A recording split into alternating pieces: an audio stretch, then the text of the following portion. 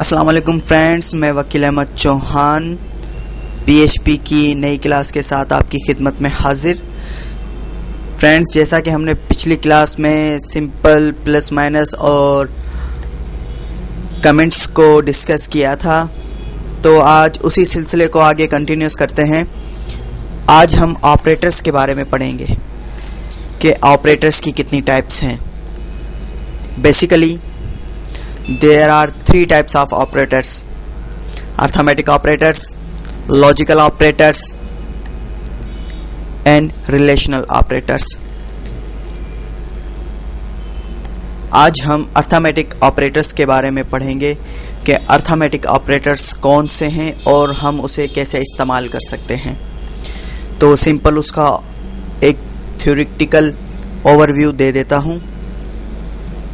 Friends, mathematics में जैसा कि आपने देखा है कि प्लस माइनस के अलावा हम ऐसा कोई भी फंक्शन परफॉर्म नहीं कर सकते जिससे हम किसी भी चीज़ की एडिशन करा सकें। तो प्रोग्रामिंग भी एक ऐसी ही चीज़ है कि विदाउट प्लस माइनस के हम उसको यानी कोई भी फंक्शन जो है परफॉर्म नहीं करवा सकते। सपोज़ अब हम यहाँ पर सिंपल अर्थमेटिक ऑपरेटर्स की बात कर रहे हैं, तो यहाँ पर हम 5 किस्म के ऑपरेटर्स को डिस्कस करेंगे। सबसे पहले प्लस, माइनस, मल्टीप्लिकेशन, डिवीजन और रिमाइंडर, जिसे मॉड्यूलस भी कहते हैं। तो फ्रेंड्स, इसकी कुछ सीरीज़ है कि अगर आपके सामने अगर कोई भी एक इक्वेशन आ जाती है जिसके अंदर प्लस, माइनस, मल्टीप्लिकेशन, डिवीजन और रिमाइंडर का इस्तेमाल हो, तो हम पहले किस चीज़ को पहले सॉल्व करेंगे, तो वो नेक्स्ट क्लास में हम उसी चीज़ पर बात करेंगे। फ़िलहाल हम एक सिंपल जो है अर्थमेटिक जो प्रोग्राम बनाते हैं जिसके अंदर हम प्लस, माइनस, मल्टीप्लिकेशन, डिवीजन और रिमाइंडर का इस्तेमाल करेंगे। तो फ्रेंड्स, यहाँ पर ये अर्थमेटिक ऑपरेटर्स हैं: plus, minus, multiplication, division and reminder.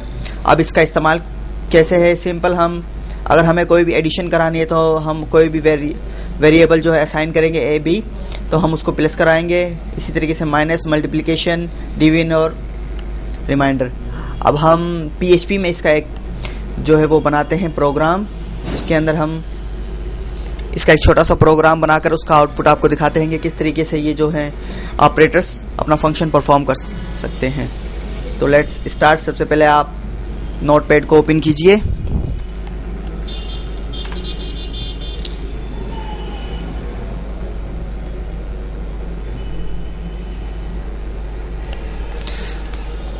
ठीक उसी तरीके से जैसे हम HTML की जो बॉडी बनाते हैं, आप वो बनाइए। आप विदाउट जो है बॉडी के या HTML टैग के भी इस फंक्शन को परफॉर्म कर सकते हैं, लेकिन एक बेस्ट वे यही है कि आप उसका स्ट्रक्चर जो है अच्छी तरीके से अपने माइंड के अंदर बिठा ले कि हम किस तरीके से HTML का जो है वो टैग बनाते हैं और उसमें जितने भी PHP के फंक्शन जो हैं वो कैसे परफॉर्म होते हैं। तो वही आप PHP का जो है सिंटैक्स इसमें ऐड कीजिए। अब हम यहाँ पर अपना जो है फंक्शन परफॉर्म करते हैं कि हम किस तरीके से जो इनकी एडिशन, मल्टीप्लिकेशन और डिवीजन वगैरह करा सकते हैं। सबसे पहले आप कोई भी एक वेरिएबल असाइन कीजिए, जैसे कि $a, उसके आप वैल्यू असाइन कर दीजिए 10। उसके बाद $b, उसकी वैल्यू आप कोई भी असाइन कर सकते हैं, वॉट एवर जो आप चाहें। मैं 2 असाइन कर देता हूँ। अब इसके बाद हम जो है इस वैल्यूज़ को प्रिंट कराएंगे। आप अपने नोटपैड को जो है उसका साइज़ बड़ा कर लीजिए, ताकि मैं भी बड़ा कर लेता हूँ ताकि क्लियरली जो है स्क्रीन है ना हम अच्छी तरीके से व्यू कर सकें। अब हम यहाँ पर एक सिंपल एडिशन का फंक्शन परफॉर्म करते हैं। उसके लिए मैं चाहता हूँ एक HTML का जो है टैग मैं बना लूँ जिसमें हम जो इसका साइज़ जो है वो इंक्रीज़ कर सकें, ताकि आउटपुट आने के बाद हमें जो इसका साइज़ तमाम स्मॉल में नज़र आएगा। H1 किया और फाइनल में भी हम इसी को कॉपी करके पेस्ट कीजिए, यहाँ बैकस्लैश।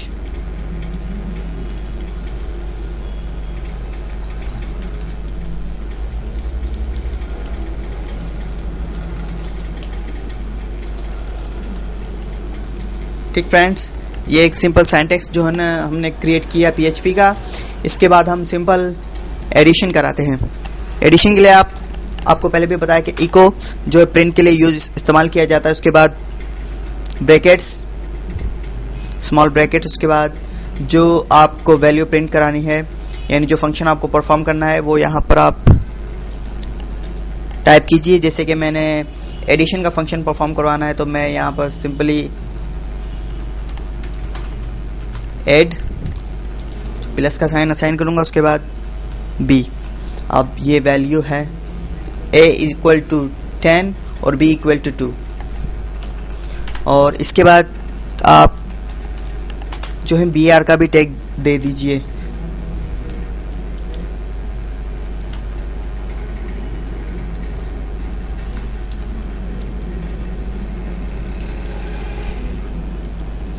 ठीक फ्रेंड्स, अब हम इसे सेव कर लेते हैं अपनी फाइल में।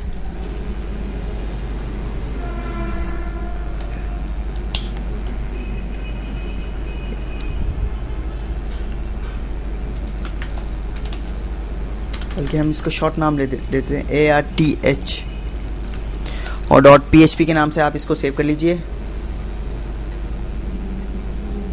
और हम यहाँ पर htdocs में इसको सेव कर लेते हैं। अब हम सेम इसी चीज़ को कॉपी कर लेते हैं फ्रेंड्स और यहाँ पर पेस्ट कर लेते हैं। यहाँ प्लस की जगह minus, paste, multiplication,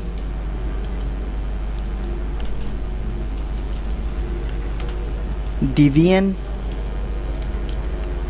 friends, remainder के हवाले से मैं आपको बताता चलूँ कि रिमाइंडर क्या है।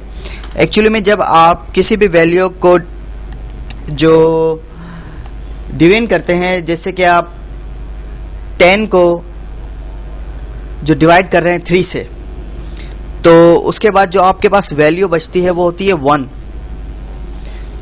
तो उसे हम रिमाइंडर कहते हैं।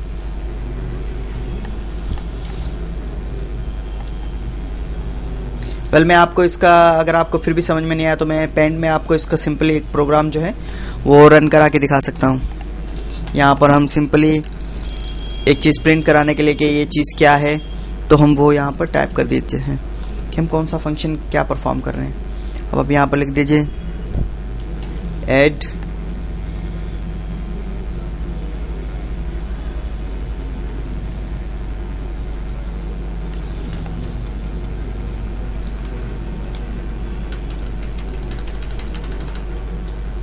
फ्रेंड्स, कोई मुश्किल नहीं है।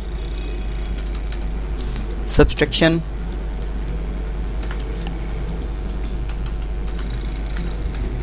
Multiplication,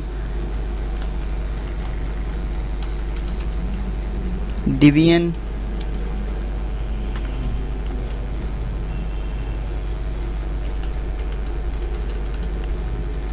reminder.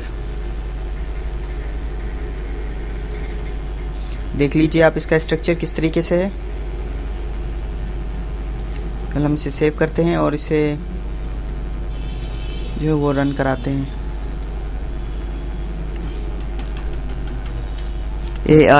ARTH.php के नाम से सेव था। आप कोई भी प्रोग्राम रन कराने से पहले आप ये देख लीजिए कि आपका अपाची सर्वर जो है वो रन है। जी हाँ, यहाँ से स्टार्ट है।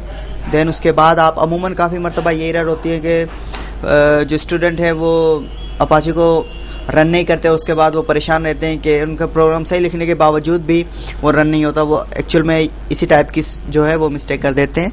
तो आप अपना अपाची सर्वर हमेशा इंस्टॉल और रन जो है कर दीजिएगा। तो हम इसे इंटर करते हैं।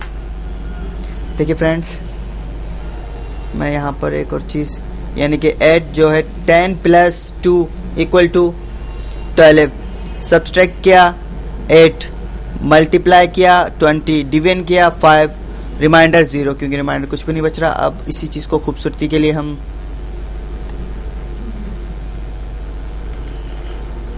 यहाँ पर आप कॉलन स्पेस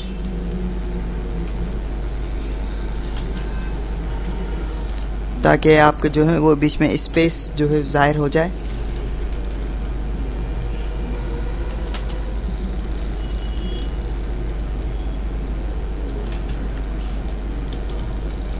देखिए फ्रेंड्स, एडिशन में सिंपल उसने जो आंसर दिया 12, उसके बाद जो अगर हमने इसको सब्सट्रैक्ट तो उसका आंसर 8 आया।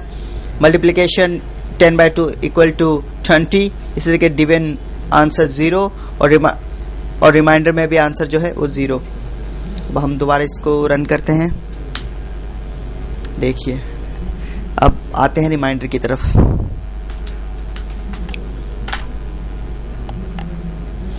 Friends, remainder for suppose brush यहाँ से मैं सिलेक्ट कर लेता हूँ। मैंने यहाँ पर, अब आपने यहाँ पर फॉर सपोज 10 को हम डिवाइड कर रहे हैं 3 के साथ। अब यहाँ पर देखेंगे जो 3 है वो 10 से 3 टाइम्स जो है डिवाइड होगा। Answer is equal to no. अब रिमाइंडर में क्या बचा? 1। तो ये हमारा जो है फ्रेंड्स रिमाइंडर है।